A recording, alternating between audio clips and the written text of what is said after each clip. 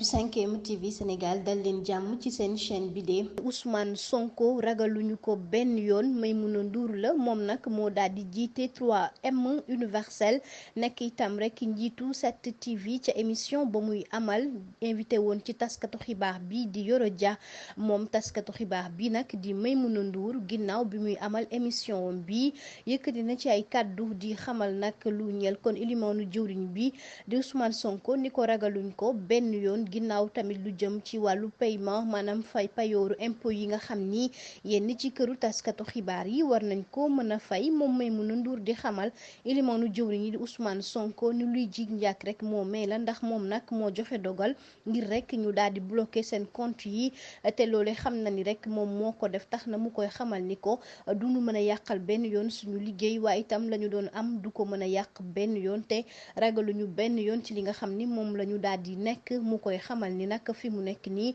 moom la ñu bëgg rek mooy mu bàyyi rek mbir mi ñu liggéey ginnaaw rek lu ñeel kon kàddu yi nga xam ni Bougane Gueye Dany yëkkati na ko moom ndaw sile daal di na cay rek waxaat daal di ciy tontu kon Ousmane Sonko Maimouna Ndour la mu jeexalee mooy di xamal nag naataangoom yi ni kon ñun ragaluñu benn yoon Ousmane Sonko te itam wàllu intimidation bi nga xam ni ma ngi ci woo duñu ko nangu ndax ragaluñu benn yoon xam nañu bu baax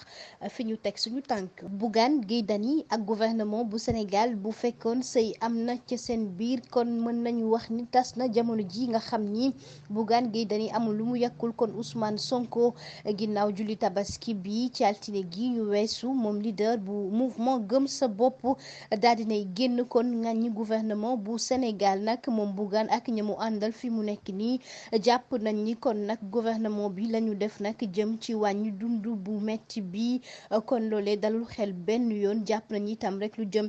ci wàllu mburu mi nañu ko defee du noone ndax dañu waroon waxtaan ak ñi nga xam ni dañu rek yëngatu ci secteur bi bu ko defee ñu joxe seen xalaat mbir mi ñu daal di koy waxtaane moom Bougane Gueye Dany tamit daal dinay ŋàññi jëwriñ bi ñu dénk wàllu dem bekk dikk bi El Malick Ndiaye ginnaaw kon woto Dakar dem dikk yi nga xam ni teg na ko ca gaaru Thiès boo maraîcher ngir nag daal di fay teg l'armée bi bu ko defee ñu yóbbu Sénégalais yi mu ni loolee kon lu metti la jural rek transporteur yi ñoom nag mu mel ni problème boobee kon na ko doon saafara mooy woo leen ñu waxtaan xool mbir mi nan lañ koy wàññee bu ko defee bile situation ku nekk rek daal di ci gis boppam waaye deful loolee kay mbir mi dafa rek jaay doole tax na kon mu ni loolee àndu ci benn yoon moom yamu fa Bougane Gueye Dany àdduna tamit wax rek ci dogal bi nga xam ni jël nañu ko jamono ji lu ñeel kon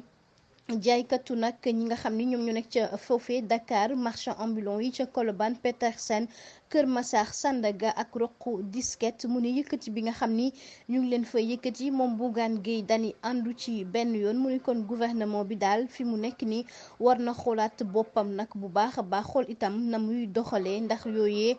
doxul benn yoon mu rek daal di mu jël jëm nag ci ñi nga xam ni caabi féete na leen ginnaaw te ñu rek amoon jafe-jafe foofee ca Cap Manuel kon nag coalition bi di Bougane Gueye Dany mu ni ànd na ak ñoom di leen masaw rawatina seen njaboot ci ca jafe-jafe yi nga xam ne jamono ji ña ngi cay daal di nekk mu ni ca na mu gën a gaawee nag war nañu mën a xool ca condition yi ñu nekkee ñu daal di leen rek jox seen àq ak seen yelleef ndax nag yelloo nañu ko.